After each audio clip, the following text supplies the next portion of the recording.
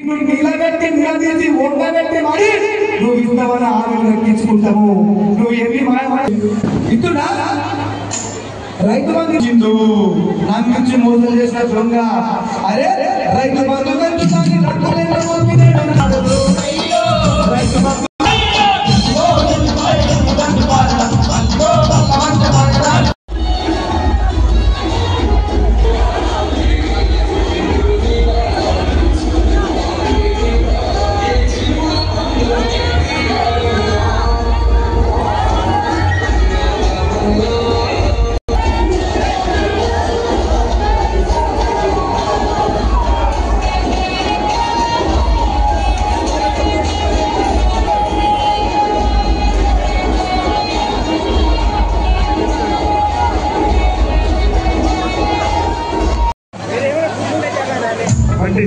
నవీన్ గౌడ్,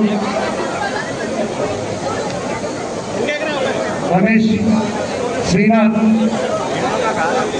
జావేద్, అరవింద్ కూడా రావాల్సిందే కోరుతున్నాను. ఇంద్ర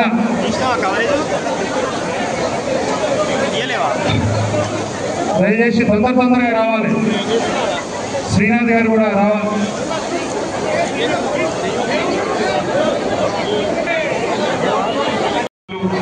అదేవిధంగా శాసన మండలి సభ్యులు గౌరవనీయులైన శ్రీ షమీపూర్ రాజు గారు, మల్కాజ్గిరి పార్లమెంటు నియోజకవర్గ ఇన్ఛార్జ్ సోదరులు పెద్దలు రాగిడి లక్ష్మారెడ్డి గారు, గౌరవనీయులు సీనియర్ నాయకులు పార్టీ వార్షికోత్సవ కార్యక్రమంలో మర్రి రాజశేఖర రెడ్డి గారు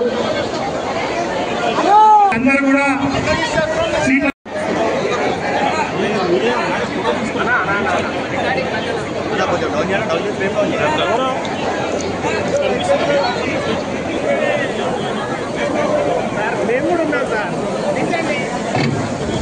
హలో దయచేసి అరవింద్ హలో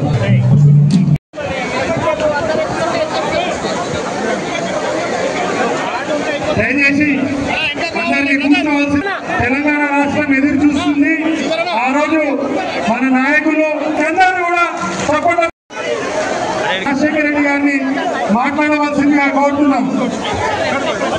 ఏ విధంగా కూడా ముందు చేయకుండా వాళ్ళకు సంబంధించినంత మటుకు ఏ పని ఉన్నా వాళ్ళకి 24 గంటలు అందుబాటులో ఉంటూ వాళ్ళకి పనిచేస్తూ ముందుకు పోతున్నామా. ఈ అవకాశం ఇచ్చిన ప్రతి ఒక్కరికి కూడా ధన్యవాదాలు. సభ్యుడు మరి రాజశేఖర రెడ్డి గారు ఉన్నారు. చివరికి ఒక రోజు నేను అడిగా రాజశేఖర్ ఎందుకంటే పోయి మోరీలో కూర్చున్నాం అంటే ఏం చేయాలన్నా మరి అక్కడ వాళ్ళు పుడిక దీమంటే తీస్తలేరు. కాంగ్రెస్ ప్రభుత్వం వచ్చినాక అధ్వానం అయిపోయింది పరిస్థితి. అందుకే నిరసన చెప్పడానికి మోరీలో దిగి కూర్చున్నా అని చెప్పాడు. మొన్న మధ్యన ఒక దగ్గర శ్మశాన వాటిక కూడా వాళ్ళు కబ్జా పెట్టి అక్కడ డంప్ యార్డ్ గా దాన్ని తయారు చేసే ప్రయత్నం చేస్తుంటే అక్కడ కూడా పోయి ఆ డంప్ యార్డ్ లో చెత్త కుప్పం మీద అక్కడే కూర్చొని నిరసన చెప్పి మీరు చేస్తున్న తప్పు అని చెప్పి ఇవాళ మీ ఎమ్మెల్యే గారు మీకోసం కష్టపడతా ఉన్నారు. మంచి ఎమ్మెల్యేలను గెలిపించుకుంటే, మంచి నాయకుడిని గెలిపించుకుంటే మనకు కూడా మంచి జరుగుతుంది. అదే రేవంత్ రెడ్డి లాంటి మోసగాళ్ళని గెలిపించుకుంటే కులం బంగారము రాదు, మీకు గోల్డ్ కాదు రోడ్ గోల్డ్ కూడా రాదు. అందుకే నేను మీ అందరినీ కోరేది సందర్భం ఏదైనా అటు బీజేపీకి ఇటు కాంగ్రెస్ కు కర్రు కాల్చి వాత పెట్టాలి. ఎన్నటికైనా మనోళ్ళకు మన మీద ఉండే ప్రేమ ఢిల్లీ పార్టీలకు ఉన్నది. కేసీఆర్ గారికి ఉండే కడుపు నొప్పి, కేసీఆర్ గారికి ఉండే ప్రేమ తెలంగాణ మీద ఎన్నడన్నా బీజేపీ వాళ్ళకో కాంగ్రెస్ వాళ్ళకో ఢిల్లీ పార్టీలకో ఉంటుందా అని ఆలోచించాలి. అందుకే ఏప్రిల్ 27 నాడు మన పార్టీ ఏదైతే వరంగల్లో రజతోత్సవ సభ చేసుకుంటున్నదో ఆ సభకు మీ మల్కాజ్గిరి నియోజకవర్గం నుంచి కూడా పెద్ద ఎత్తున తరలి రావాలి. మా ఆడబిడ్డలు అన్నదమ్ములు అందరూ కూడా కదిలి వచ్చి ఆశీర్వదించాలి. మరి ఈరోజు పార్టీలో చేరుతున్న హేమంత్ అదేవిధంగా అరవింద్ ఎర్రటి ఎండలో కూడా వచ్చినందుకు మరి కేసీఆర్ గారికి మీ ఆశీర్వాదాన్ని ఇస్తున్నందుకు హృదయపూర్వకంగా మీ అందరికీ నా ధన్యవాదాలు తెలియజేస్తా ఉన్నాను. సరిగ్గా 24 సంవత్సరాల నుండి 25వ సంవత్సరంలో మన పార్టీ ఈ నెలాఖరు అంటే 27 ఏప్రిల్ నాడు అడుగు పెట్టబోతా ఉన్నది. 24 ఏళ్ళు నుండి 25వ ఏటికి రావడం అంటే చిన్న విషయం కాదు. ఎందుకంటే మన తెలుగు రాష్ట్రాల్లో ఒకనాడు ఆంధ్రప్రదేశ్ గా ఉన్నా ఈరోజు తెలంగాణ ఆంధ్రప్రదేశ్ గా వేరుపడ్డా. ఈ 76 సంవత్సరాలలో స్వాతంత్రం వచ్చిన తర్వాత చాలా రాజకీయ పార్టీలు పుట్టినాయి, కానీ ఏవి కూడా విజయవంతంగా నిలదొక్కున్న పరిస్థితి లేదు.